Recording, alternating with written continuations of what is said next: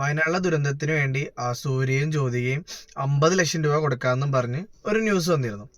അതിന്റെ പുറകെ ഓരോരുത്തരും ഇപ്പൊ നമ്മുടെ വിക്രമായാലും നമ്മുടെ വിജയ് ആയാലും ഒരുപാട് ആക്ടേഴ്സ് പൈസ ഒരുപാട് കൊടുത്തു എന്ന് പറഞ്ഞു. അപ്പൊ വന്ന വിമർശനമാണ് നമ്മുടെ കേരളത്തിലും കുറേ സൂപ്പർ സ്റ്റാർസ് ഉണ്ട്, അവരൊന്നും ചെയ്യുന്നില്ല, അല്ല അവർക്കൊന്നും കൊടുക്കാനില്ല എന്നൊക്കെ പറഞ്ഞ് ഒരുപാട് വിമർശനങ്ങളായിരുന്നു സ്റ്റാർട്ടിങ്ങിൽ ഉണ്ടായിരുന്നത്. ഇപ്പൊ ഏകദേശം 5-6 ദിവസമായി നമ്മുടെ ആ ഒരു വയനാട് ഇഷ്യൂ നടന്നുകൊണ്ടിരിക്കുന്നത്.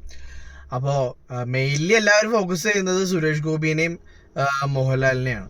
ഇവർ രണ്ടുപേരും ഒന്നും ചെയ്യുന്നില്ലല്ലോ. ഒന്നാമത് സുരേഷ് ഗോപി MP ആയതിന്റെ ഒരു ചൊരുക്കും, അതേപോലെ മോഹൻലാല് ഹിന്ദു ആയി പോയതിന്റെ ഒരു ചൊരുക്കം കിടക്കുന്ന ഒരു സമൂഹമാണ് നമ്മുടെ. അതായത് ഇതിൽ ഈ കമന്റ്സ് മാക്സിമം നോക്കിയാൽ നിങ്ങൾക്ക് അറിയാം, എല്ലാം മുസ്ലിം നാമത്തിലുള്ള ആൾക്കാരാണ് മുഴുവനും. മുഹമ്മദും ഷഫീഖും റഹീമും അങ്ങനെ ഒരുപാട് ആൾക്കാരാണ് ഈ ഒരു കമന്റ് സെക്ഷൻസിൽ ഭയങ്കരമായിട്ട് തീവ്രമായിട്ടുള്ള വർഗീയത പറയുന്നത് ഈ ഒരു അവസ്ഥയിലും.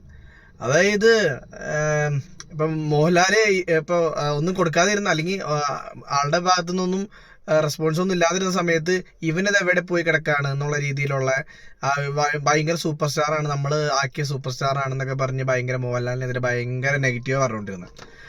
അത് കഴിഞ്ഞിട്ട് 25 ലക്ഷം രൂപ കൊടുത്തു കഴിഞ്ഞപ്പോ അതും ഇവന്റെ വേണ്ട കോടികൾ ഉണ്ടായിട്ട് ഇവന് 25 ലക്ഷം രൂപ കൊടുക്കാനുള്ളൂ എന്നും പറഞ്ഞ് അതും നെഗറ്റീവ്. എന്ത് ചെയ്താലും നെഗറ്റീവ്.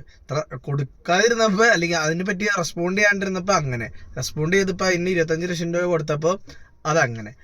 അതും കഴിഞ്ഞ് മോഹൻലാല് നമ്മുടെ ലെഫ്റ്റനന്റ് കേണലായിട്ട് എയർപോർട്ടിലെത്തിയ വീഡിയോസ് ഒരുപാട് ട്രെൻഡിങ് ആയിരുന്നു. ആ വീഡിയോ കണ്ടിട്ട് അതിന്റെ അടിയിലുള്ള കമന്റ്സും ഈ ഷഫീഖും റഹീമും മുഹമ്മദൊക്കെ തന്നെ പറയാണ്, എന്തുട്ടാണ് ഇവൻ ഇനിയിപ്പോ ഇവൻ സിനിമ അഭിനയിച്ചിട്ട് ലെഫ്റ്റനന്റ് കേണൽ ആയതല്ലേ, അങ്ങനെ ആയതല്ലേ എന്നൊക്കെ പറഞ്ഞ് ഭയങ്കര നെഗറ്റീവ്, ഭയങ്കര വൃത്തിയായിട്ട രീതിയിലുള്ള സംസാരം മോഹൻലാലിനെതിരെ അതായത് ഒരു ഭയങ്കര നമുക്ക് ഭയങ്കര നെഗറ്റീവായിട്ട് ആണ് സംസാരിച്ചുകൊണ്ടിരുന്നത്.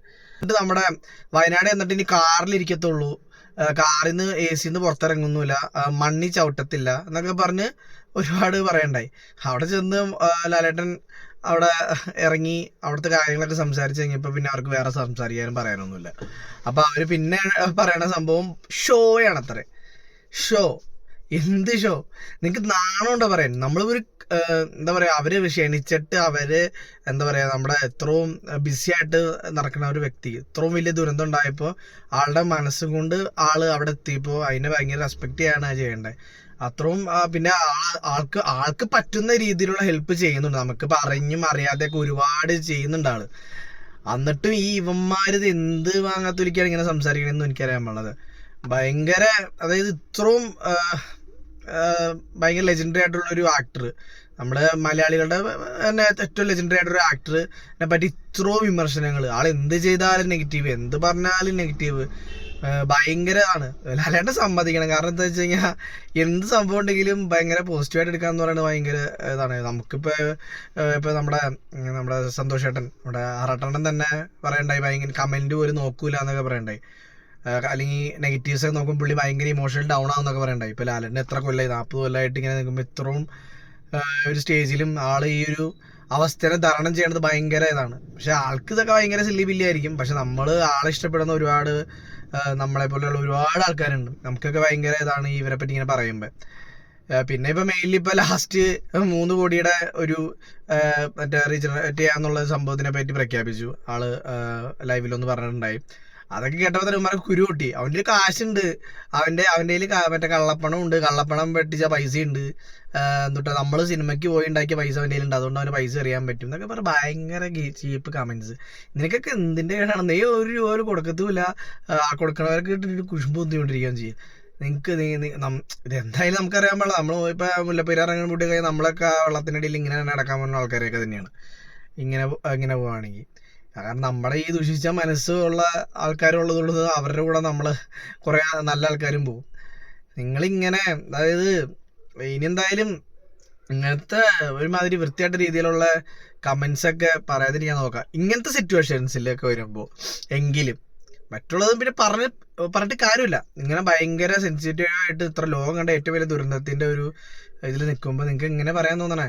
വേറൊരു പുള്ളി മറ്റേ മുലപ്പാലിന്റെ കേസും പറഞ്ഞ് അങ്ങനെ കുറേ സംഭവം. ഈ ഇത്രയും ഇത്ര എല്ലാവരും ഇമോഷണലി, ഇപ്പൊ എൻ്റെ അമ്മയായാലും അച്ഛനായാലും നമ്മൾ TV കണ്ടുമ്പോൾ ഭയങ്കര സങ്കടത്തോടെയാണ് നമ്മൾ ആ ഒരു സംഭവങ്ങളൊക്കെ നോക്കുന്നത്. ആ ഒരു സ്റ്റേജിലിരിക്കുമ്പോഴൊക്കെ നിങ്ങൾക്ക് ഇങ്ങനെയൊക്കെ സംസാരിക്കാൻ പറ്റണം എങ്ങനെയാണെന്ന് എനിക്കറിയാൻ പാടാത്ത കമന്റിൽ. നമ്മൾ ഓരോരുത്തരുടെ കൈയും കാലും ഇതൊക്കെയാണ് എങ്ങനെയാണ് ആ ഒരു അവസ്ഥ, അവരങ്ങനെ എന്തൊക്കെയാണ് അനുഭവിച്ചിട്ടുണ്ടാവുക എന്നൊക്കെ പറഞ്ഞ് നമ്മൾ അതേപ്പറ്റി ചിന്തിച്ച് ഓർത്ത് വിഷമിച്ചുകൊണ്ടിരിക്കുമ്പോൾ നിങ്ങൾ അതിൻ്റെ ഇടയിൽ മതവും ലഹളയും ഓരോ വ്യക്തി ഹത്യയൊക്കെ ചെയ്ത്, ഇപ്പൊ സുരേഷ് ഗോപിയുടെ പുറകെ ഉണ്ടായി ഒരു മീഡിയ വണ്ണ് മാധ്യമ പ്രവർത്തകരൊക്കെ ഒരു ഭയങ്കര, അതായത് ഒരാളുടെ ഒരു അവസ്ഥ ഒരാൾ ചെയ്യണമെന്ന് നിങ്ങൾ നിർബന്ധിച്ച് ആൾക്ക് ഇഷ്ടമുണ്ടെങ്കിൽ ആൾ ചെയ്തോളൂ, ആള് അന്വേഷിക്കണ്ടാവും. അന്വേഷിക്കാണ്ടിരിക്കൊന്നുമില്ല. എന്തായാലും നിങ്ങളിത് പുറകെ നടന്ന് ചോദിക്കേണ്ട കാര്യമൊന്നുമില്ല. ആള് ചെയ്യുമ്പോ അത് ചെയ്തോളും. എന്തായാലും സുരേഷ് ഗോപി ഭയങ്കര നല്ല മനുഷ്യൻ തന്നെയാണ്. ആ ആളുടെ പുറകെ വന്ന് നിങ്ങൾ എന്താ കൊടുക്കുന്നില്ലേ, നിങ്ങൾ ഇത്ര ചെയ്യുന്നില്ലേ എന്നൊക്കെ ചോദിച്ചിട്ട്, അല്ലെങ്കിൽ നിങ്ങൾ എന്താണ് അതിന് ഇതൊക്കെ എന്നൊക്കെ പറഞ്ഞ് എന്തിനാണ് ഇതൊക്കെ? എന്തുകൂട്ടം മാധ്യമം, എന്ത് മാധ്യമ ധർമ്മം എന്നാ പറയുന്നത്? ഇങ്ങനെ ഒരാളെ ഭയങ്കര ഡിസ്കംഫോർട്ട് ചെയ്തിട്ടുള്ള ഒരു രീതിയിലുള്ള സംസാരവും. അത് ഞാൻ ആലോചിക്കണത്, ഇവരെന്തിട്ട് ഒരാള് ചൊറിഞ്ഞോണ്ടിരിക്കണ്. ഞാൻ ഒരു വീഡിയോ കണ്ടതാ, മറ്റേ വണ്ടിയുടെ പുറകെ സുരേഷ് ഗോപിയുടെ പോയിട്ട് ഇങ്ങനെ ചൊറിഞ്ഞോണ്ടിരിക്കുന്നു. ആളുടെ മനോഭാവം, ആളെന്നിട്ട് ഭയങ്കര ഡീസൻ്റ് ആയിട്ടാണ് റെസ്പോണ്ട് ചെയ്തത്. എന്നിട്ടും എന്തിന്റെ കടിയാന്ന് മനസ്സിലാവാത്ത എന്നിട്ട് ആള് പോയി. അത് പിന്നെ ആൾക്ക് ചെയ്യേണ്ട കാര്യങ്ങളൊന്നും ഇവന്മാരെ ബോധ്യപ്പെടുത്തേണ്ട കാര്യമൊന്നുമില്ല. ബോധ്യപ്പെടുത്തിയാലും ഇവന്മാരെ അതിലെ നെഗറ്റീവ് മാത്രം 15 സെക്കൻഡിൽ 20 സെക്കൻഡ് കട്ട് ചെയ്തിട്ട് മ്യൂസിക് വിട്ട് ഇറക്കും. അതുകൊണ്ട് ആള് മാക്സിമം റെസ്പോണ്ട് ചെയ്യാണ്ടിരുന്നത്. എന്തായാലും ചെയ്യണ്ടാവും, എന്തായാലും ചെയ്യുകയും ചെയ്യും. അതായത് ആള് പറഞ്ഞ കാര്യം ഭയങ്കര ഇതാണ്, പാസ്റ്റ് കഴിഞ്ഞു, ഇനിയിപ്പോ എന്താണ് അവിടെ ചെയ്യാൻ പറ്റുന്ന, എന്താണ് ഇനി അവിടെ ചെയ്യാൻ പറ്റുക എന്നുള്ള രീതിയിലാണ് ആള് സംസാരിച്ചത്. അതാണ് ഇനി ചിന്തിക്കേണ്ടത്. ഇനി എന്താണ് അവിടെ വയനാട്ടുകാർക്ക് വേണ്ടി ചെയ്യാൻ പറ്റുക എന്നുള്ള കാര്യത്തിനെ പറ്റിയാണ് അവർ ചിന്തിക്കണുള്ളൂ.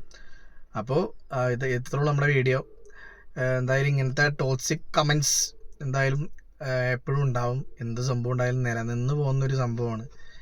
ഈ എന്ത് സംഭവം ഉണ്ടെങ്കിലും മതത്തിനെ കൂട്ടുപിടിച്ച് സംസാരിക്കാതിരിക്കുക. ഈ പറഞ്ഞ മതത്തിൻ്റെ ഇതും പറഞ്ഞ് സേവനം ചെയ്യാതിരിക്കുക. മനുഷ്യൻ്റെ സ്നേഹബന്ധങ്ങളിൽ സേവനം ചെയ്യാൻ നോക്കുക.